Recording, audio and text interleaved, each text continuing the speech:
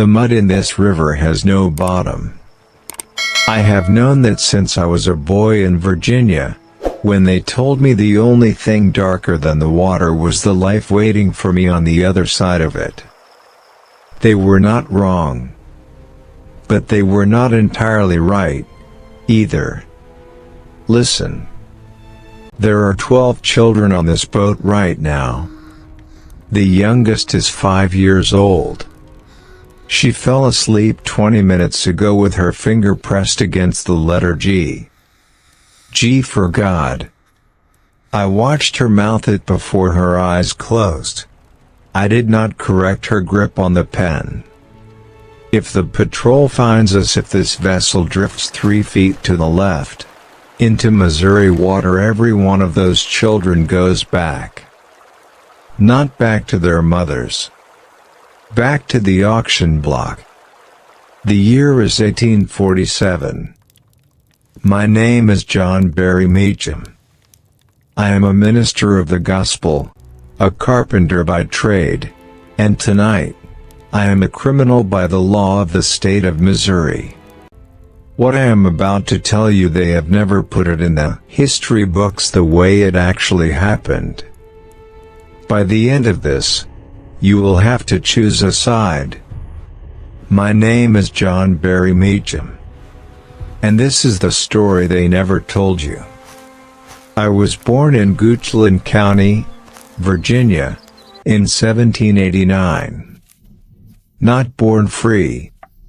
Born property. My father was a carpenter. He taught me to measure wood by feel the weight of it, the grain, the particular resistance of oak against a saw. What he could not teach me, because it was illegal to teach me, was how to read. I taught myself. In the dark. With scraps of paper a sympathetic Quaker left beneath a loose board in the barn. It took me 3 years to read the first chapter of John. 3 years, one candle at a time. In 1815, I walked from Virginia to St. Louis.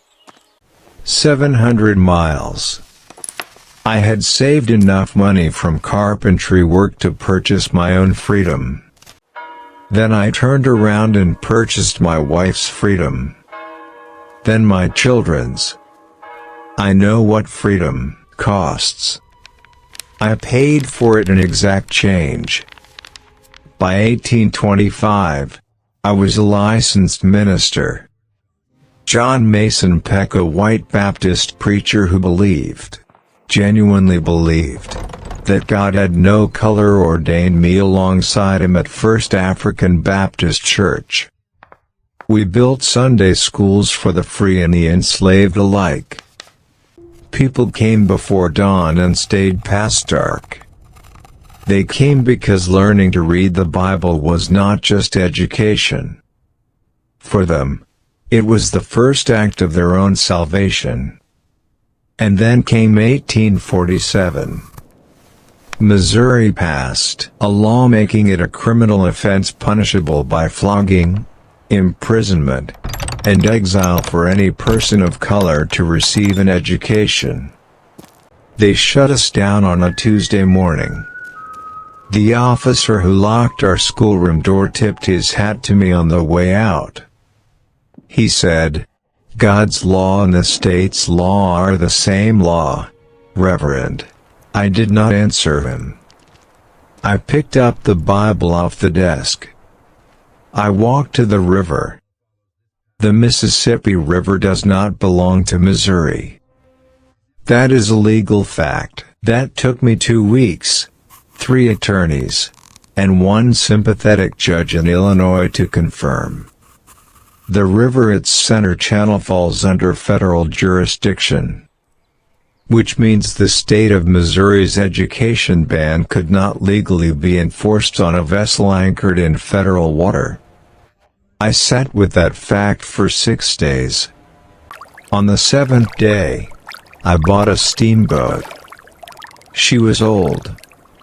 Her planks had been patched so many times that the repairs had their own repairs. She leaked in 3 places, and her boiler had been rebuilt with parts from 2 different boats that had both caught fire.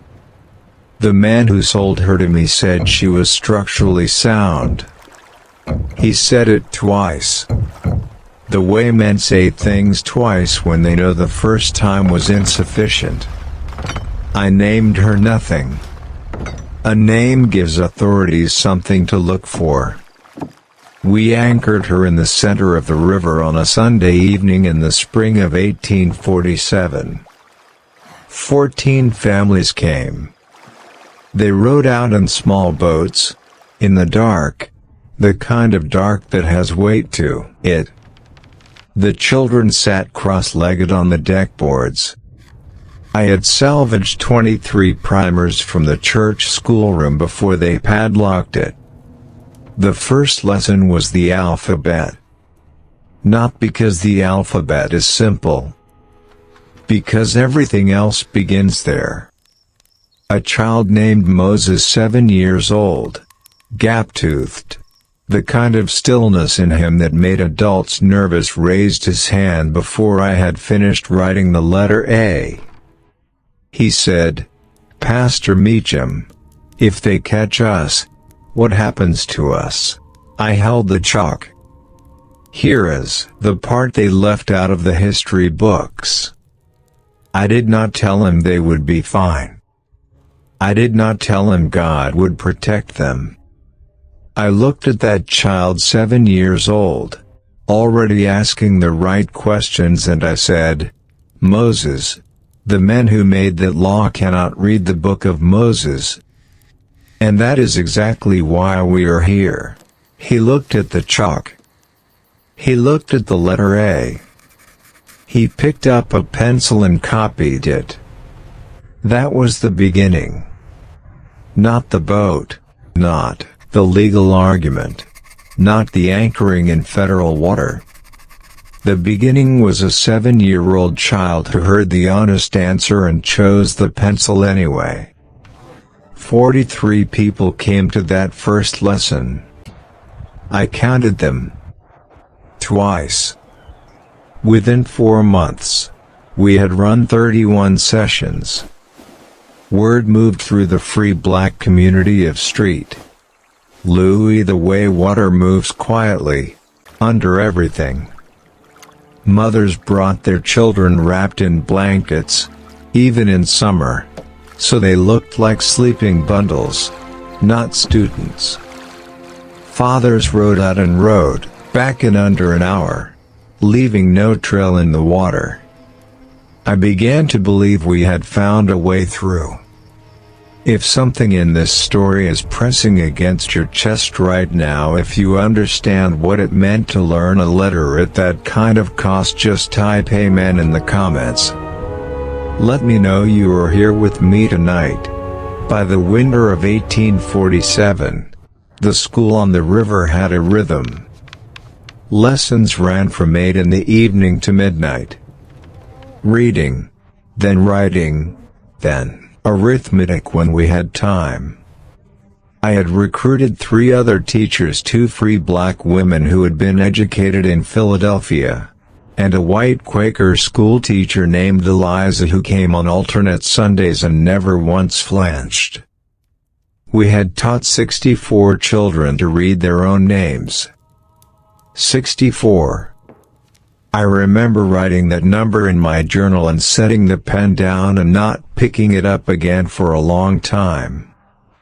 64 children who could now read the Gospel of John without someone else telling them what it meant.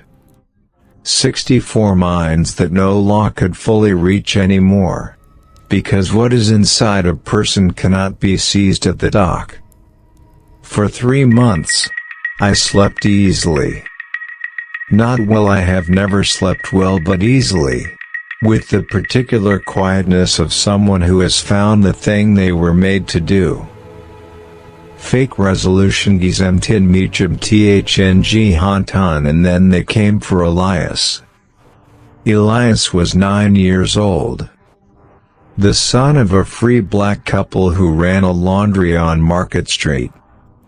He had learned to read faster than any child I had ever taught. By week 6, he was reading passages from Psalms aloud without hesitation, his voice carrying across the water in a way that made the other children stop and listen. Someone had seen him. Someone had reported a free black child who could recite scripture. The patrolmen did not come to the boat. They came to the laundry. They told Elias's father, a free man with documented papers, that his freedom status was under review pending an investigation into illegal educational activities. While the investigation was pending, they said, the child would be held. Elias was put on a steamboat heading south to Alabama. His parents had 3 days to contest it.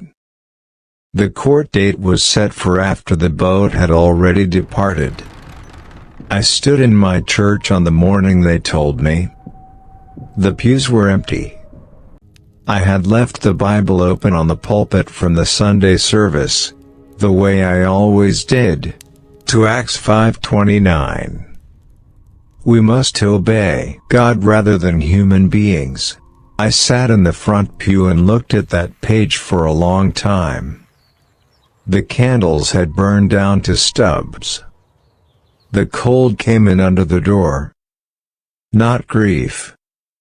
Something closer to the particular weight a man carries when he understands, for the first time, that his obedience to God has cost someone else's child their future. Elias never came back, and I had to decide whether to keep teaching.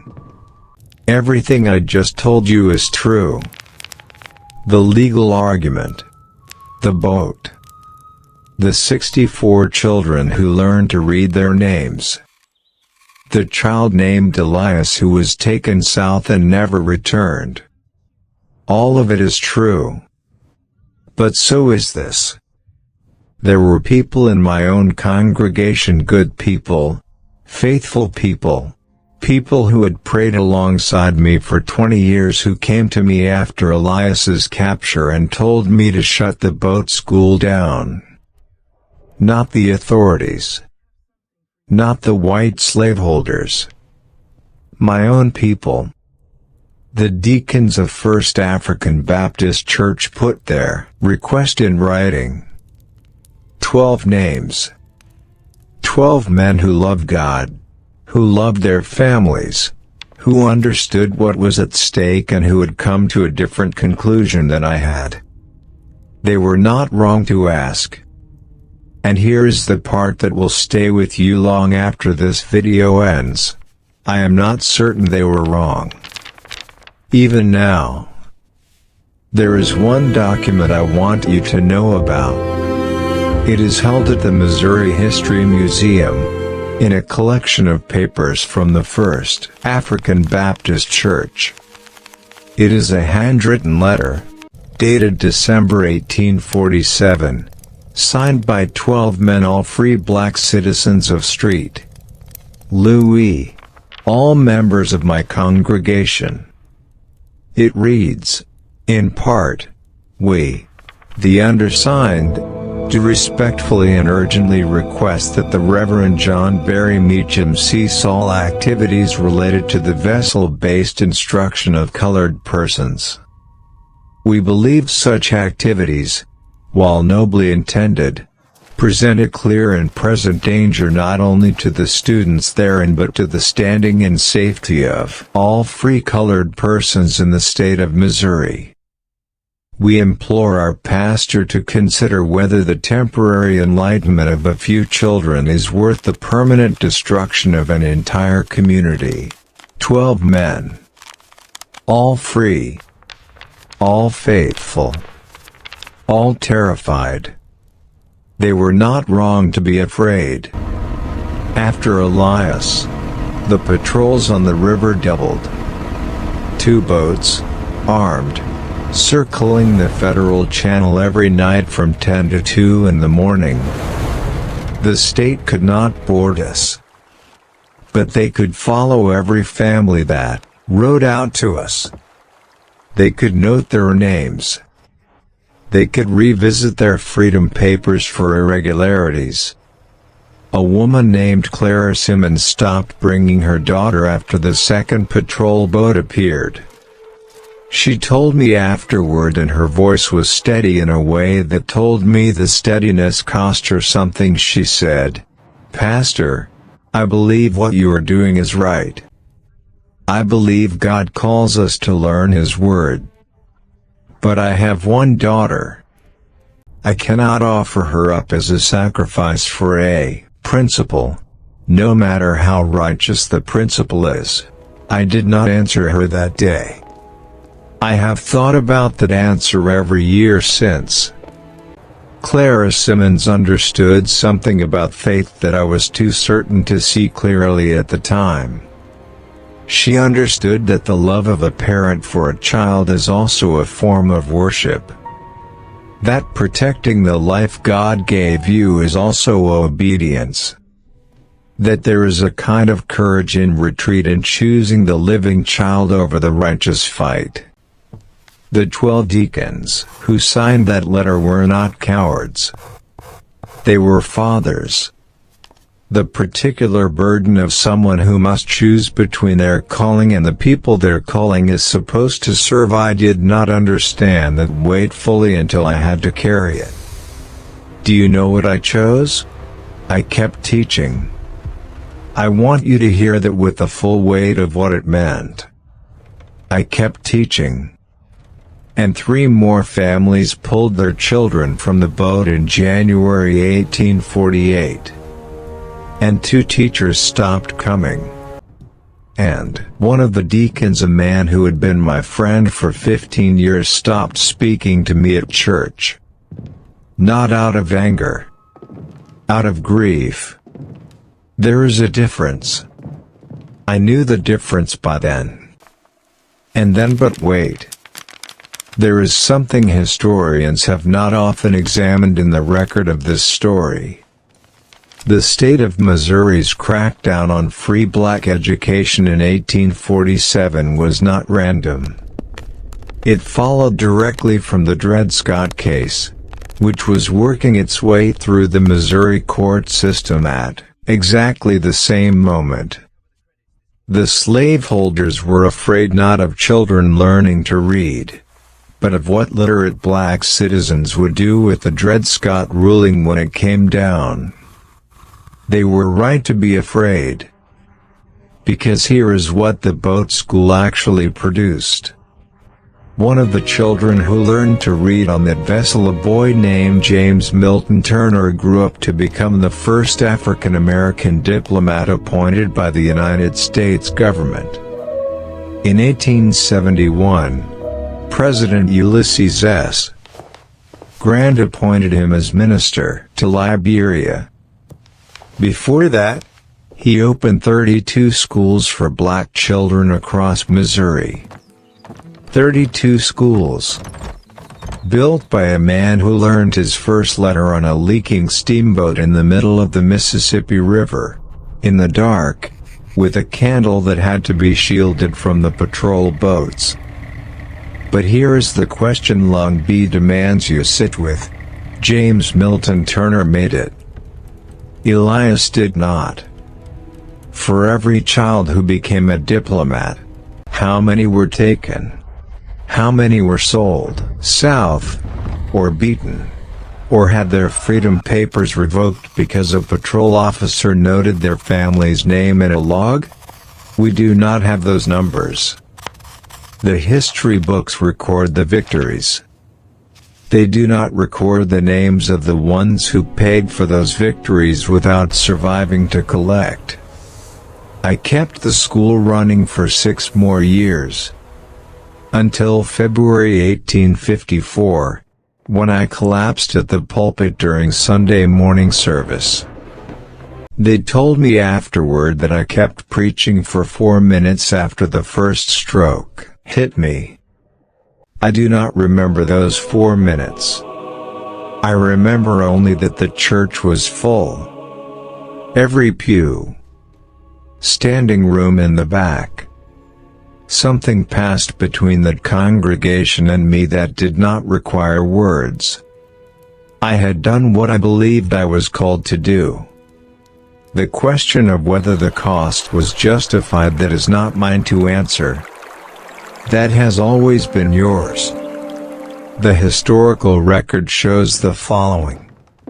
John Barry Meacham operated the Floating Freedom School on the Mississippi River from 1847 until his death in February 1854.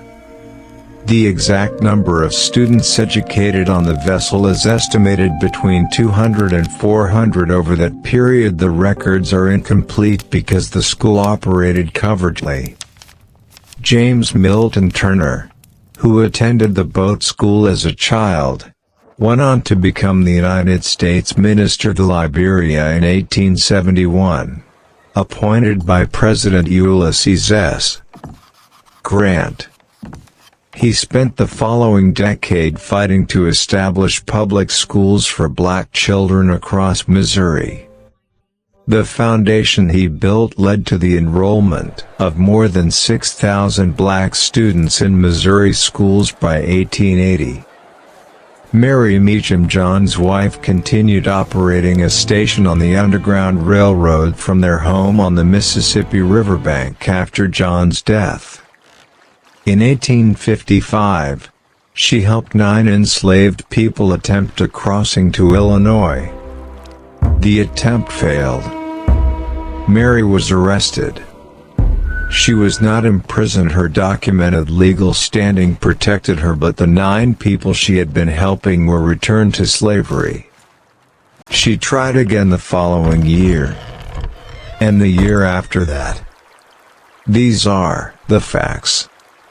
If you believe someone in your life needs to hear what John Barry Meacham paid for what he built, what he lost, share this video right now. That is your way of continuing what he started. Now, the question. Lunga says, the Floating Freedom School was an act of holy disobedience. The law it broke was not a law God recognized. Every child who learned to read on that boat received something that no subsequent law could take from them. James Milton Turner's 32 schools. Those are the downstream of Meacham's obedience to a higher authority. The cost was real. The result was realer. Lungby says, Elias was 9 years old. He was taken to Alabama. We do not know what happened to him. We do not know his last name. He is one of the unnamed ones who paid for a victory he never got to see. A faith that requires the sacrifice of children. Even willing sacrifice must ask itself honestly, is this God's plan, or is this a man's conviction dressed in God's language? I cannot answer that for you. 2,000 years of Christian history have not answered it. 400 years of Black American faith have not answered it. What stayed with me, in all of this, not the boat, not the legal argument, not even James Milton Turner. What stayed with me was Moses, 7 years old, gap-toothed. The particular stillness of a child who has already understood that the world is serious, picking up a pencil after he had been told the honest truth about what could happen to him. He picked up the pencil. He copied the letter A. In all of my research into this story, in every document and archive and oral history, that is the moment I could not put down. A child given the full weight of the risk, and choosing, anyway. Whether that is faith or innocence or both, I will leave that with you. Everything you heard today, every date, every name, every moment comes directly from the historical record, self-taught, African American Education in Slavery and Freedom, by Heather Andrea Williams, University of North Carolina Press, 2005. Documentation held at the State Historical Society of Missouri. blackpast.org, entry, John Barry Meacham. The Smithsonian National Museum of African American History and Culture, online collection. The Black Church. The Library of Congress, Missouri Statutes 1847. The Act to Prohibit the Education of Negroes. Records of First African Baptist Church, St. Louis, on file at the Missouri History Museum. Full links to every source are in the description below. Because John Barry Meacham's story deserves more than assumptions. It deserves the truth. Now you know what I know.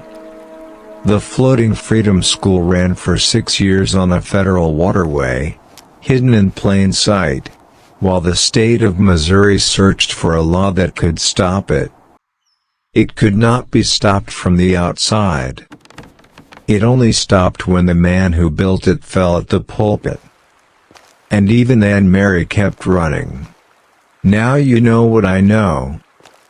So I have 2 questions for you and I want your honest answer. If you were a parent in 1847, would you have put your child on that boat just to learn to read the Bible? And, was breaking that law an act of rebellion or an act of worship? Drop your answer below. Team A or Team B? Tell me why. Because 400 years of faith deserves more than silence. In the middle of the river, between the law of men and the law of God, 12 children fell asleep with pencils in their hands. They were already free.